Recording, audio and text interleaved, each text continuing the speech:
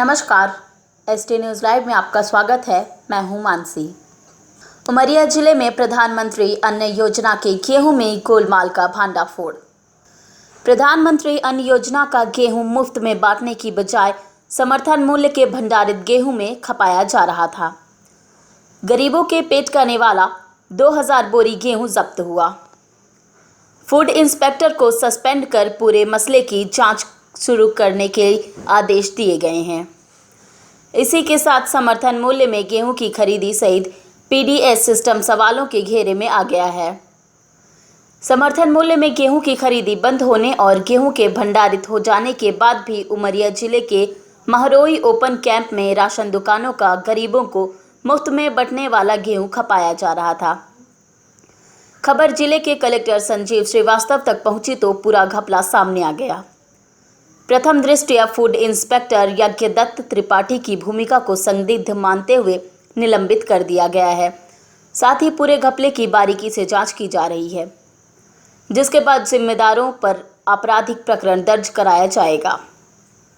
Collector Sanjeev Srivastava की माने तो इस गड़बड़ झाले में सरकारी राशन दुकान का संचालन कर रहे लोगों के साथ साथ समर्थन मूल्य पर खरीदी करने वाले लोग और खाद्य भंडारण के लिए जिम्मेदार लोग संदिग्ध हैं।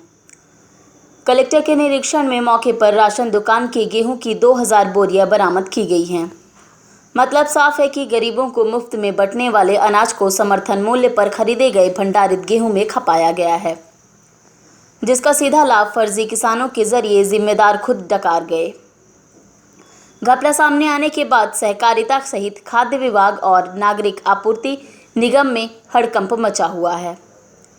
बहरहाल मानपुर एसडीएम सिद्धार्थ पटेल ने पूरे मसले की बारीकी से जांच शुरू करते हुए संदिग्ध राशन दुकानों के स्टॉक सील कर दिए हैं और सत्यापन किया जा रहा है, जिससे यह पता लगाया जा सके कि किस दुकान में कितना घपला किया गया है।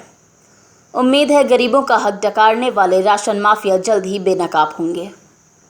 वरिष्ठ स्तर से इस संबंध में मुझे जानकारी प्राप्त हुई थी कि महरोई केंद्र में कुछ अनियमितता चल रही है।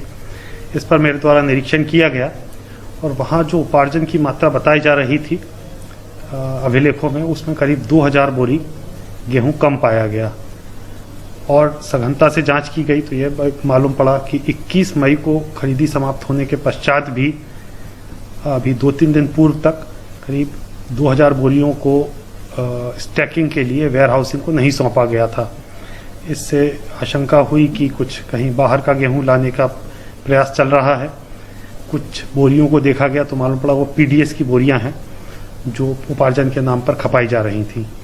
इस संबंध में मैंने विस्तृत जांच के लिए एसडीएम मानपुर को निर्देश दिया। उन्होंने पंचनामा वगैरह बनाया, पूरा स्टॉक वेरिफिकेशन किया और प्रथम दृष्टया अनियमितता पाए जाने पर कनिष्ठ आपूर्ति अधिकारी मानपुर को निलंबित किया गया है।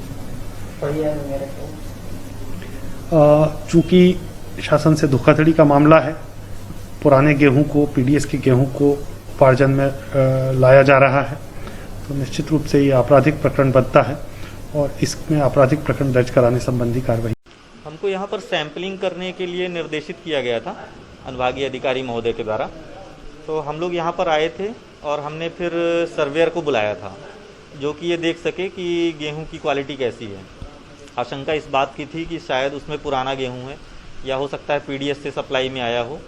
तो हमने उसमें बोरियों में से सर्वेयर से अपने सामने जो है तो सैंपल लिया है और सैंपलिंग के बाद वो सर्वेयर को दिया हुआ है। सर्वेयर उसमें अपनी रिपोर्ट बना रहे हैं। जैसे ही वो रिपोर्ट हमको देते हैं, उस रिपोर्ट के साथ हम उन सैंपल्स को कलेक्ट करके और वरिष्ठ अधिकारी की ओर प्रेषित करेंगे। कृपया चैनल को सब्सक्राइब करें व बेल आइकन को दबाएं, जिससे आपको जिले, प्रदेश व देश की गतिविधियों की जानकारी मिलती रहे।